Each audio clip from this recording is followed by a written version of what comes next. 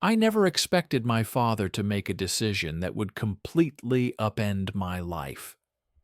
One day, without a word of warning, he told me he had married his old high school friend, Vanessa. At first, I thought he was joking, but the serious look on his face told me otherwise. Vanessa had two teenage daughters, Sophie and Claire, and, to make matters worse, they all moved into our house along with their two rambunctious dogs. The house was big enough, or so I thought, but Vanessa seemed determined that she needed more space for all her things. And suddenly, the life I had known here felt like it no longer belonged to me. The first weeks were a nightmare. Vanessa acted as though she owned every corner of the house. She demanded that I give up the second largest wardrobe in my room so her daughters could have it. Sophie and Claire barged into my room without knocking, rifled through my things, and even treated my small office like it was their personal playroom. Their dogs weren't trained. They barked incessantly, peed wherever they pleased, and even growled at my own dog, Max. It felt like my sanctuary was being invaded, piece by piece. One day, the last straw was crossed. Vanessa went up to the attic and removed all the family photographs. Pictures of my mother, of me growing up, memories that were irreplaceable. She replaced them with pictures of herself and her daughters, as if she was rewriting history. I returned my photos to their places only to find that she had swapped them again. I realized she didn't just want space. She wanted control. She wanted to erase my past to make room for her version of a perfect household. I confronted Vanessa and her daughters, telling them firmly that they needed to leave. My father, predictably, defended them, insisting they had every right to be here. But I stood my ground. I told him that if he truly wanted to be a part of my life, he had a choice. He could move in with Vanessa and her daughters, or he could stay here with me. My words hung in the air, heavy and uncompromising.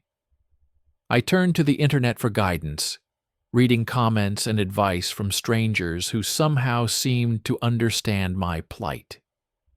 They encouraged me to document every valuable item, every possession that could be contested. They emphasized the importance of standing firm, of not letting anyone, no matter how much I loved them, undermine my rights or my space. Their words, though virtual, gave me strength. As I reflected on the future, I knew I had to take concrete steps. I began planning to change the locks on the house. I considered consulting a lawyer to ensure my inheritance and property rights were protected. I tried to understand my father's choices, wondering what had drawn him so completely into this new family. Was it loneliness, nostalgia, or had he simply forgotten the family he already had? In the meantime, the house returned to a fragile peace. Only my father, Max, and I remained.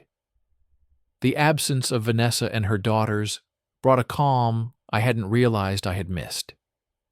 Max seemed happier too, content to lounge in quiet spaces instead of constantly defending himself. I promised myself I would keep everyone informed of the developments, but only when I was ready, when I had control of the situation again.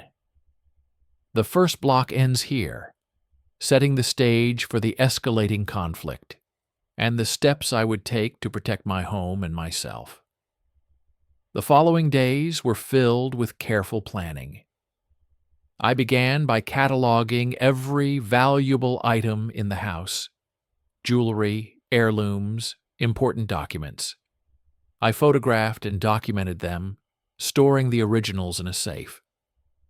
My most critical papers, like birth certificates, property deeds, and insurance documents, were locked in a waterproof and fireproof safe.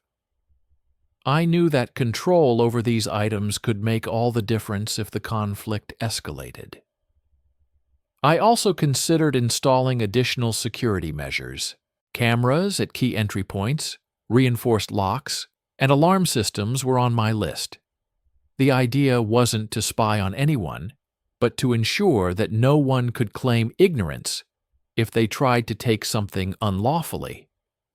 Every precaution was a layer of protection, a way to assert that my home and my memories were not up for negotiation.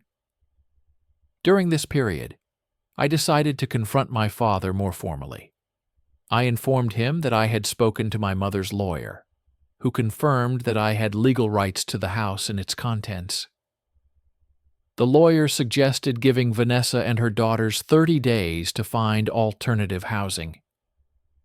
I sat down with my father during dinner and calmly laid out the situation. I told him that 30 days was a fair window, and that after that I would take all necessary steps to ensure my home remained mine. He responded with offers of family therapy, trying to frame it as a chance for all of us to bond and become a family. But I refused. There was no attempt to build a real relationship here, only a demand that I yield my space. I asked him directly if he intended to move with Vanessa and her daughters. He hesitated, and I made it clear that I would not maintain contact with him if he continued to prioritize his new family over me. I needed to reclaim my sense of normalcy, so I invited friends and my boyfriend over for Easter Sunday. Surrounded by people who respected and cared for me, I felt like I had my own family again. It was a small but essential reminder that my support network extended beyond the walls of the house and that I wasn't alone in this struggle. While all of this was happening, I meticulously prepared for the move. I documented every room, noted the placement of valuable objects, and created a clear map of the house's inventory. I installed security cameras in hallways and doorways, making sure that every entrance and exit was monitored.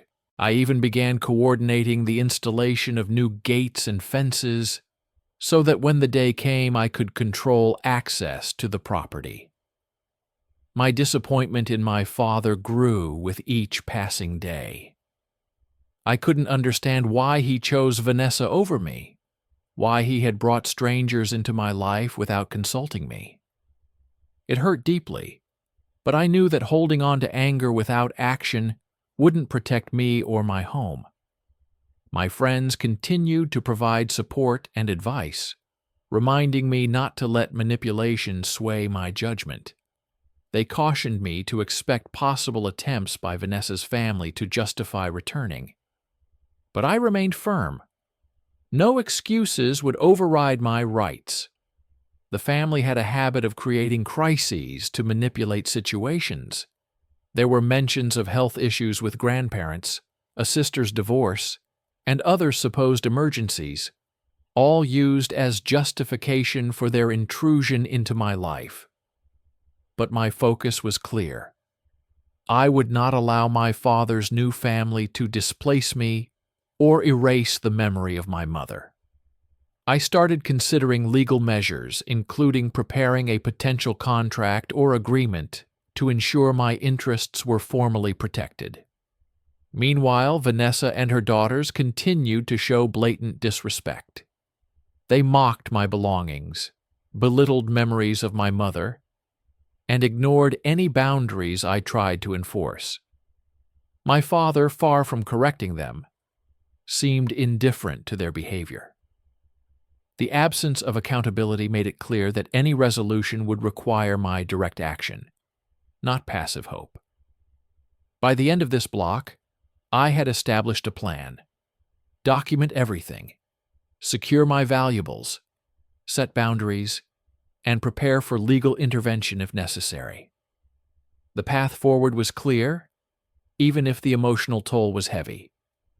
I had to protect my home, my memories, and my sense of self, no matter what obstacles Vanessa's family or my father presented.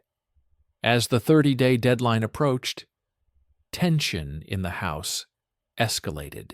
Vanessa and her daughters seemed oblivious to the reality of the situation. They treated the remaining days as if nothing was changing, moving freely through rooms, leaving clothes scattered, and allowing their dogs to roam unchecked. I reminded my father repeatedly that the deadline was non-negotiable, but he continued to plead for patience, claiming it would be less stressful if we all cooperated. I had no intention of cooperating with people who had no respect for my home or my history. I started to take more concrete steps. I contacted contractors to reinforce the gates and install privacy fencing around the property. Every measure was designed to assert control over my environment. At the same time, I met with my lawyer to ensure that the process would remain legally sound. The lawyer advised me to keep detailed records of any incidents, any damage, or any interference from Vanessa's family. Documentation would be critical if the situation escalated. During this time, my father seemed increasingly distant, avoiding direct conversation and leaving the enforcement of boundaries entirely to me. I realized he had fully aligned himself with Vanessa, leaving me to handle the emotional and practical fallout. Despite this, I felt a growing sense of empowerment. For the first time in weeks, I felt like I was reclaiming my life. Max, my dog, responded to the calmer environment, less anxious and more playful, a reflection of the new stability I was creating. I spent days cataloging every item in the house: furniture, electronics, family heirlooms, and memorabilia were photographed, listed, and stored where necessary. I even installed a secure filing system for important documents, including medical records, financial papers, and any legal paperwork that could be used to assert my rights. This wasn't just preparation, it was a declaration. My home would remain my sanctuary. The day of confrontation arrived. I gathered Vanessa and her daughters in the living room and, calmly but firmly, presented the timeline. 30 days were up. They needed to find a new place. I provided a written notice, supported by legal advice, and explained that after this period, I would be forced to involve authorities if they had not vacated. Vanessa tried to argue, citing supposed hardships, but I stood firm. My resolve was unshakable. In the following week, the house felt tense, but resolute. Vanessa and her daughters packed their belongings, reluctantly complying with the notice. I continued to monitor the situation, ensuring that nothing was taken or damaged in haste. Max and I moved through the house with a sense of regained ownership, reclaiming rooms that had been disrupted for months. The quiet felt restorative. Amid all this, I reflected on my father's role. I could no longer rely on him for support or understanding. His choices had made it clear where his loyalties lay. I resolved to sever the manipulative ties that had clouded my life. Though painful, this decision was necessary for my well-being. I began limiting contact, focusing instead on the friends and family who had stood by me. The final days of the move were emotional. Vanessa's daughters argued, blaming each other for the disruption, while Vanessa herself oscillated between anger and pleading. I remained calm, documenting every action. The house slowly returned to a state of normalcy. Each cleared room, each restored memory, felt like a small victory in the battle to reclaim my life. With the family gone, I took the opportunity to reinforce the boundaries I had set. I installed locks where necessary, ensured security cameras were operational, and reviewed all legal documents one more time. I was no longer reacting. I was controlling my environment and asserting my rights. The sense of empowerment was palpable, a stark contrast to the helplessness I had felt when they first moved in. In the evenings, I reflected on the lessons learned. The experience had been painful, but it had also taught me the importance of preparation, documentation, and assertiveness. I had faced the intrusion of my home, the erasure of my past, and the betrayal of my father's choices, and I had emerged capable of defending myself. I felt ready for any future challenges, knowing that my home and my autonomy were secure. With Vanessa and her daughters finally gone, a profound sense of relief settled over the house. The chaos that had consumed my life for months began to fade, leaving room for clarity and calm. Max, once anxious and defensive, now lounged peacefully by the window, basking in the quiet. I walked through each room, taking note of the restored order, the absence of intrusions, and the renewed sense of ownership. For the first time in months, I felt truly at home. I spent the following days making the house secure and comfortable. Locks were checked and reinforced, cameras positioned, and security systems tested. Every precaution was a testament to my resolve, a way of saying, silently but firmly, that my space would no longer be violated. I also organized my valuable possessions and essential documents, ensuring everything was protected and accounted for. It was a process of reclaiming not just my home, but my sense of control over my life. Emotionally, the journey was more complex. I reflected on my father's choices and his unwavering support for Vanessa's family, despite the disruption they caused. His actions had been hurtful, even incomprehensible at times. Yet, amidst the anger and disappointment, I found understanding. He had made his choice, and I had to make mine. I resolved to limit contact with him moving forward, focusing instead on relationships that were nurturing and respectful. With the immediate threat removed, I also focused on rebuilding my social life.